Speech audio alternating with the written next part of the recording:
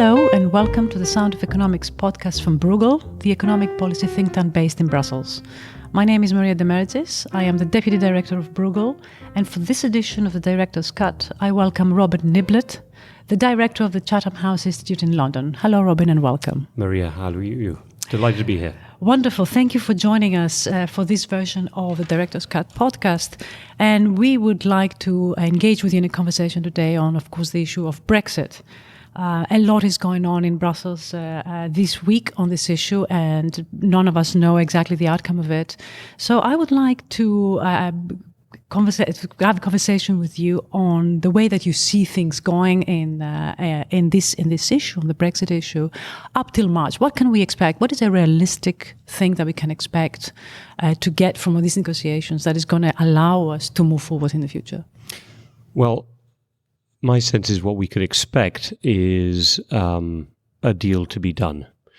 And that's, you could say, a rash thing to say, or a bit of a gamble, because there are so many imponderables that could get in the way.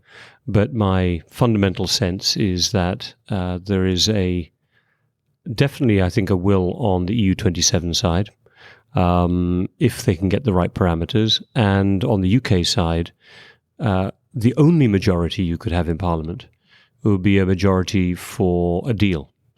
Now, we then have to say what's in the deal, obviously. But if there were no deal, that would be turned down by the British Parliament, if you see what I'm saying. Quite what would come out of it, I'm not sure. But the one thing I'm certain of is there is a strong majority to prevent the United Kingdom from just dropping out of the EU in March next year without any type of formal withdrawal agreement, and therefore connected to it some sense of what the future relationship will be. So that's my first point. I think we will get somewhere. Of course, the somewhere is the difficult bit. And on the withdrawal bill, I think we have a relatively clear sense of what the parameters are in terms of movement of people, or the rights of citizens, and in terms of the money. As we all know, the big problem is to do with the Irish backstop. And here, again, I don't know whether just talk about the backstop. I assume everyone knows what the backstop is who listened to the Bruegel podcast. But my sense is that the concession, if you want to call it, or at least the flexibility the EU has shown to make the backstop apply to the whole of the United Kingdom, which is what we understand is in the mix, is one that then makes it possible for Theresa May to sell to her Parliament an insurance policy that could be acceptable, rather than an insurance policy that would be unacceptable. Because a backstop that only applied to Northern Ireland, and where Northern Ireland would remain inside the single market and, in essence, inside the customs union beyond the transition period, beyond when Britain has formally could have fallen out of all of the structures, is unacceptable to the Conservative Party in particular. And in the end, if there's any deal can be done, my sense is Theresa May, in essence, has to carry almost all of her Conservative Party with her. She can rely on almost so little of Labour. There might be 10 Labour MPs who might vote for the kind of deal that's being talked about at the moment. But that would evaporate if it appeared that the insurance policy, the backstop, had Northern Ireland separate. So that's the first point. I think that the transition seems to me to be fairly, again, agreed already, and that was something that was sorted out back in December. But a key element of the transition, there seems to be some acceptance, I think, both on the British side and on the EU side, for there to be some flexibility to the end point of the transition. So it might drift beyond December 2020 into 2021. The big dynamic on that is, of course, the whole question of whether there's a deal close enough to be done that it isn't an eternally extendable transition period. The big backstop to that from the British perspective is, of course, the British general election, which will have to take place because of our 5-year parliaments now, would have to take place by May 2022. So that creates a limit. Yeah, but if I may go back a little bit, and certainly from the benefit of our audience, The EU's position till now, from the very beginning actually, until now, intransigent though it might appear to the British audience, to the British public, and certainly to the British politicians, has done one thing very consistently and very effectively in my way, and that is to preserve the integrity of the single market. That has been the guiding principle behind everything that the EU has done. And therefore, in trying to preserve the integrity of the single market and the issue of the backstop, one gets the feeling that we are really trying to square a circle here. And that is the bit that is preventing us from coming to an agreement, I think. And there is so much disparity in the views in the UK when it comes to what is acceptable from the British side. Forces that are coming from different geographical parts, Northern Ireland, then political parts, Conservatives.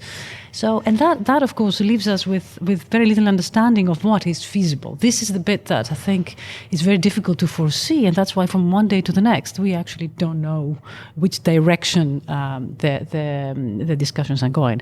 But from the EU perspective, this is the bit that is uncompromisable. So if the famous red lines that are changing colors, from the EU that has been clear from the beginning, and therefore the negotiating position has been actually very clear in this respect.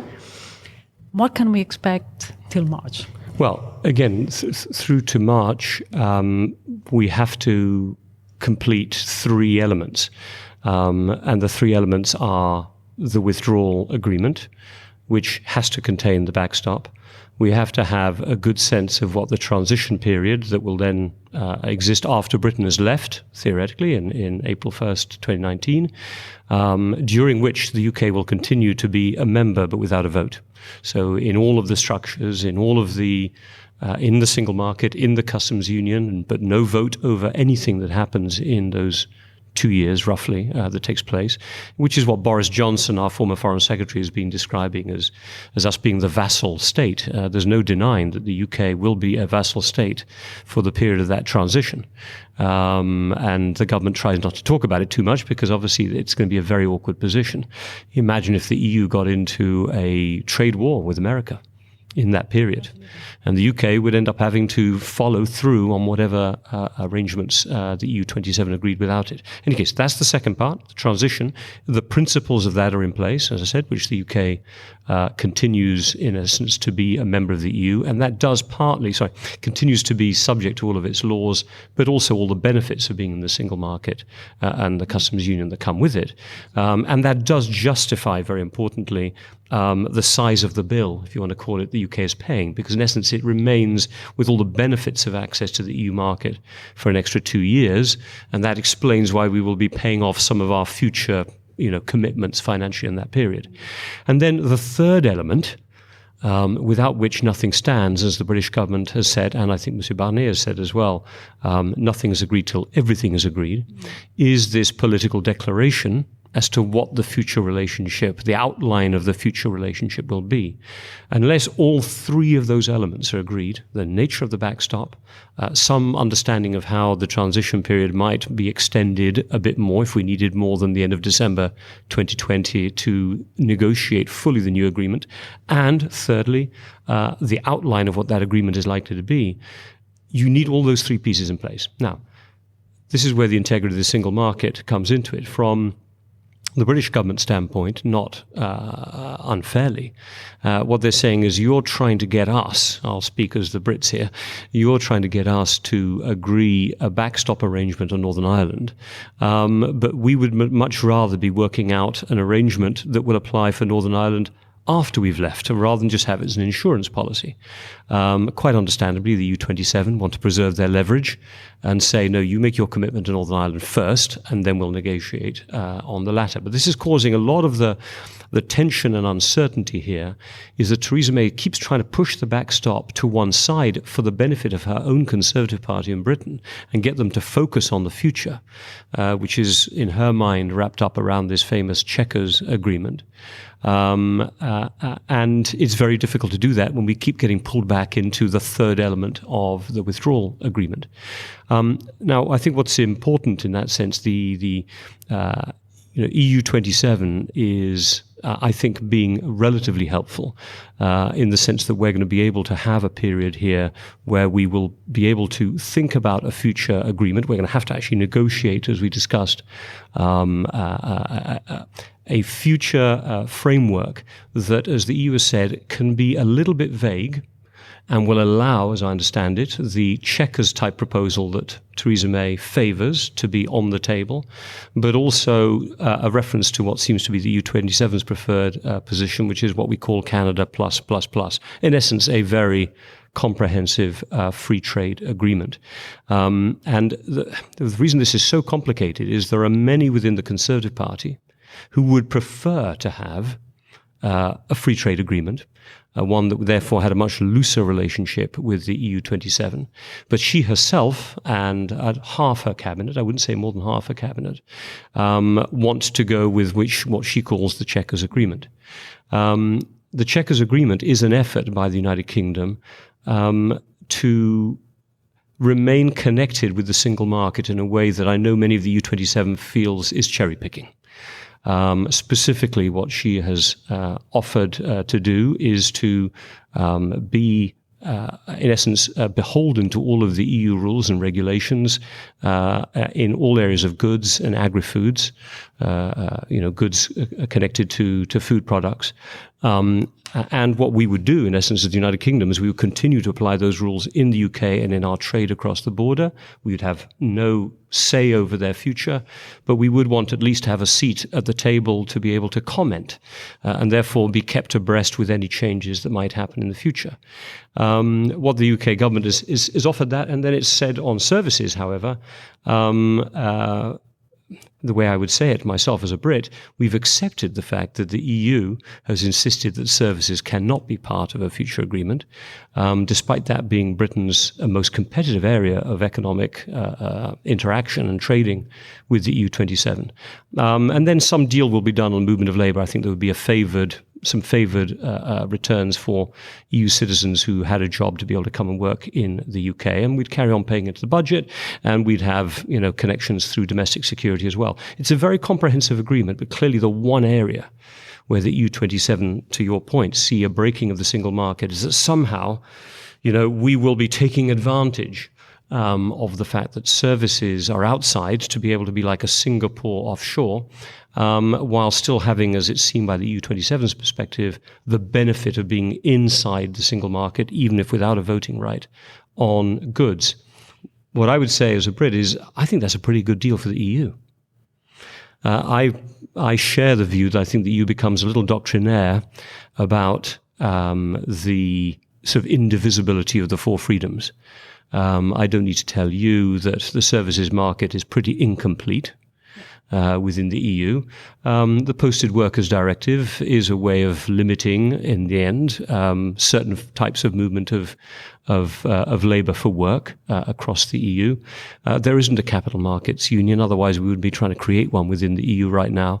So I would think that somewhere between the Chequers plan and, let's call it, an extremely ambitious free trade agreement that did include services within it, and that gave the UK some real confidence about there not being non-tariff barriers to the trade of its good and agri-foods into the EU27, that somewhere in there should be a deal that's doable. So I feel that the second part is doable. The third part, i.e. the framework of the future relationship, is doable. The first part in the withdrawal agreement, the rights of EU citizens, is done. The money is done. The one bit that isn't done is the insurance policy, the backstop, which I cannot believe, to finish your point about what happens in March, that the two sides will allow that to be the issue that breaks the whole deal. And yet we seem to have moved on to this of the long-term relationship, and I share what I understand to be your view that actually the future relationship is the one that really matters, even though, certainly economically, even if though politically, I think what we get till March is crucial for the British, for the country itself.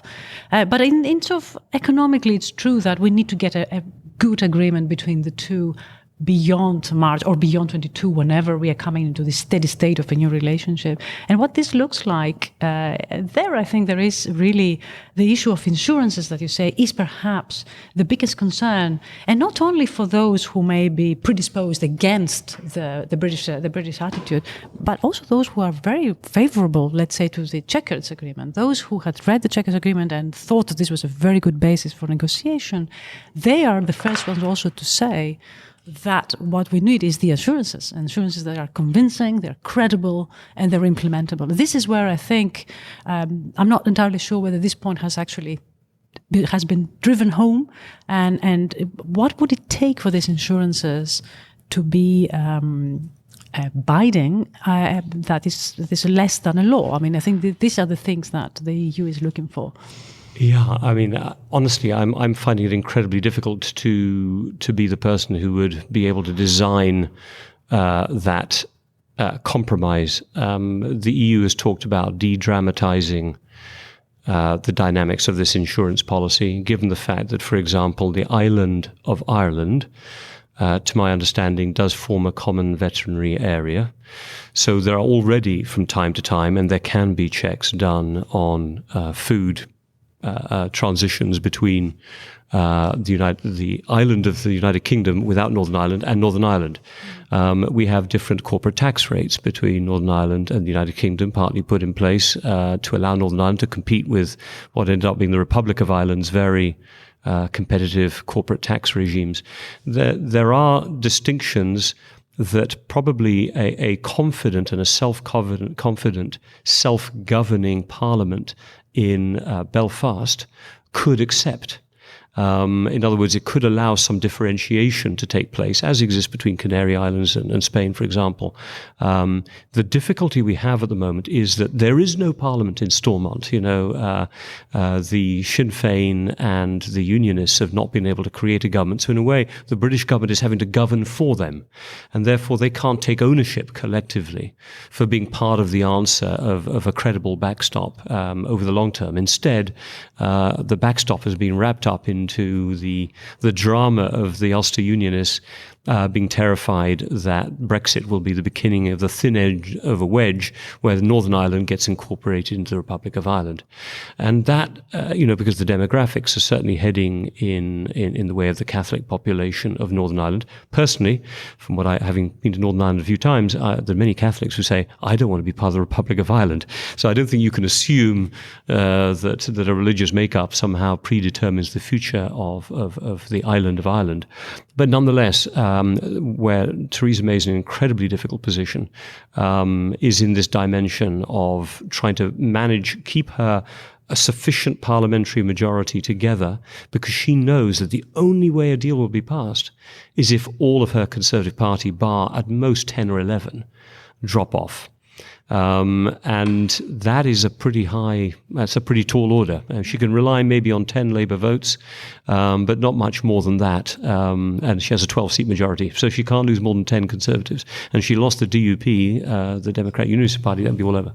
So if I may pick on a point that you raised about the possibility of Northern Ireland joining the island of Ireland, the Republic, and perhaps ask you on an issue that we hear much less here in the continent, but I think is probably very important to the UK, and that is, what would a bad Brexit deal, the probability of which is not insignificant at this stage, what would that mean for the future of the Union? And by this time, I don't mean the European Union, I mean the Union of England, Ireland, Scotland and Wales.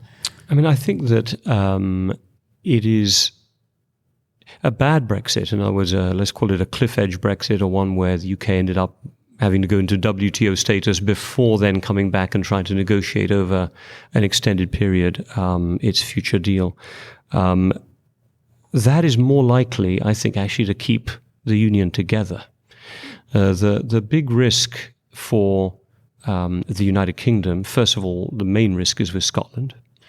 Given that the demography of Scotland and its attitude to the United Kingdom is almost the complete reverse of what happened in the referendum on Brexit. In other words, on Brexit, you had a vote carried by a majority of older people against the wishes of a majority of younger people. So if there were to be another referendum, you might say in the future, there's probably a good chance, there would be a good chance in 10, 20 years' time that there might have been a different view if this referendum had been called.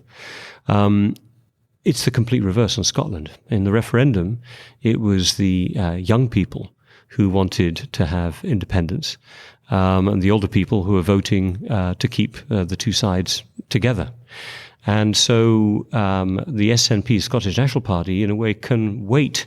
It has time on its side because it knows demographically demography may be leading towards a stronger independentist movement than the other way around. I'm sorry, just for clarification, when you say referendum, you actually mean the independence referendum? Yes, I'm not talking about the Scottish referendum. Sorry, I'd moved over because we were asking about this. Absolutely. We've had several referenda under David Cameron. Just understand the demographic. We had 3 as it happened. So in the Scottish referendum that took place, just to emphasise that point, younger people were in favour of independence, and the older population were in favour of staying within the Union of the United Kingdom. Whereas, of course, it was the complete reverse on Brexit. So if you were to have another referendum on rejoining the EU or Brexit again over in the future, you'd have a better chance of people that vote being in favour of the EU simply because more young people would be voting. But it's the reverse for Scotland. So the point I'm making here is that if there is a good Brexit and a deal that shows that Northern Ireland, in essence, can remain part of the United Kingdom, but at the same time be able to trade effectively with the Republic of Ireland, what you're saying is that a land border between a member and a non-member of the EU needn't be an insurmountable obstacle. If you're a Scottish independence person, what you're saying is we can argue that we can leave the United Kingdom, become a member of the EU, and like Northern Ireland, or like the Republic of Ireland, we can have a relationship across that border that will not affect our economic future. So a good Brexit actually starts to open up opportunities for the Scottish independence movement, whereas a bad Brexit would make it very difficult. You would have some type of friction full, potentially. There might be friction in that border between Northern Ireland and Republic of Ireland, and the Scots would be looking and saying, we don't want something like that. In the end, the Scots, if Scotland were to be an independent nation today, the last I saw, it would be running roughly a 9% of GDP deficit, government deficit. I mean, the United Kingdom, therefore England, is paying a significant amount as transfers into Scotland. It's paying an even larger amount of transfers to Northern Ireland. So there's all sorts of underlying movements here, but I would see a good EU, a good Brexit being more risky to the Union than a bad Brexit. That's very counterintuitive. I'm really glad you explained that, because that's something that we haven't even thought of. And I mean, it's important for future relationship for the EU. If you were to look in a crystal ball 10 years from now, what would this issue look like? Well, I can tell you what I hope it looks like. And I'm not going to lay out a hope that is mythical, a realistic future, let's put it that way. I mean, I think that the idea of a UK, if the UK is able to leave the EU with what I've termed in the past, perhaps sounds like a contradiction in terms, but a sensible Brexit, one in which the two sides do come to agreement around non-tariff barriers, customs, all of the elements that are proving so difficult today. But if you could get to a position where the inevitable frictions that will emerge from Brexit are kept to a manageable level, then I think actually the future for the United Kingdom, number one, will be quite good. And I'll explain why in a second. And its relationship with the EU 27 or whatever it becomes in the future, I think will be quite good as well.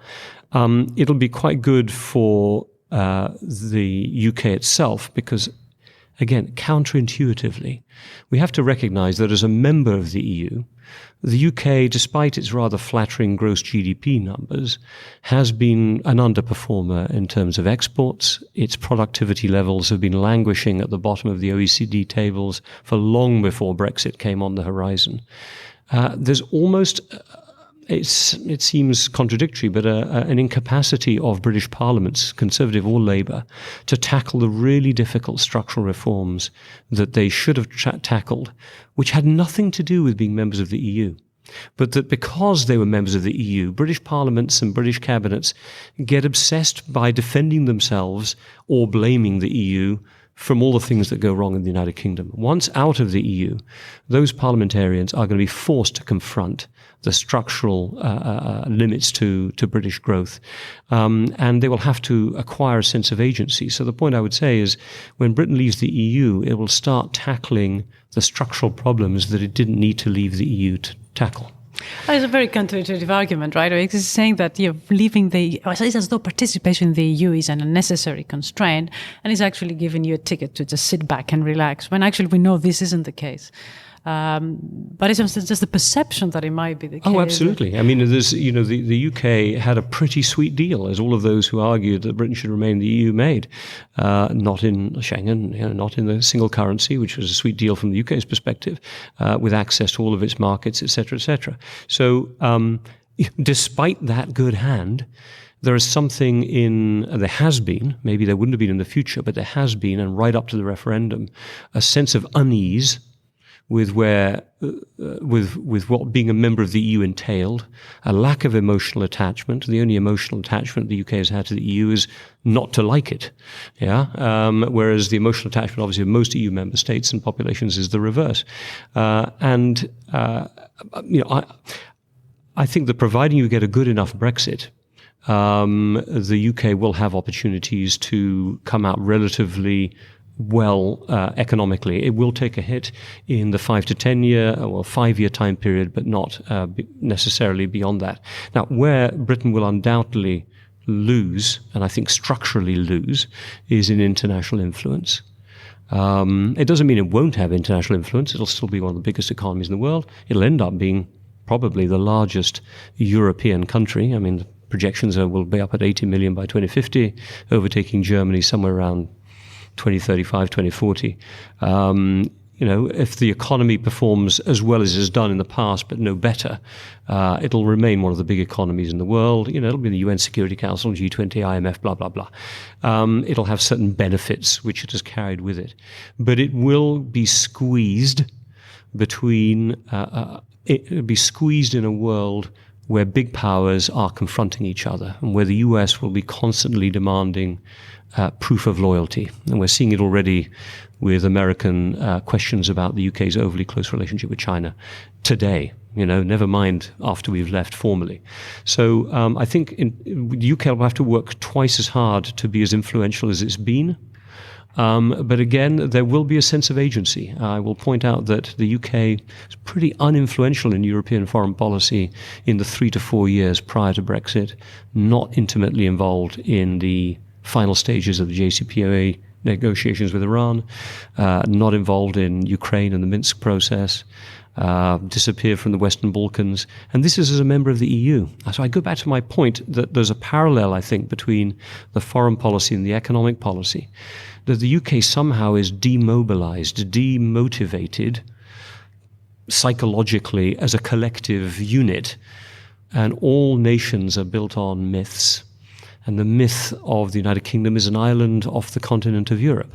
And when it sees the continent of Europe knitting itself more closely together constitutionally, which the Eurozone is about, I think many Brits, even many Remainers, recognize that they had a sweet deal that they probably never could have written again if they were asked that question. And the big mistake of David Cameron was to ask the question. Well, who knows? I think we'll hope for a good cooperation with the two in 10 years to come, but a lot of uncertainties in the meantime. But I'm afraid that's all we have time for today. And that brings us to the end of this episode. Thank you very much for listening to this director cut of The Sound of Economics. And a very special thank you to my guest, Robin Niblett of Chatham House, for joining me today. Thank you very much and see you in the next episode.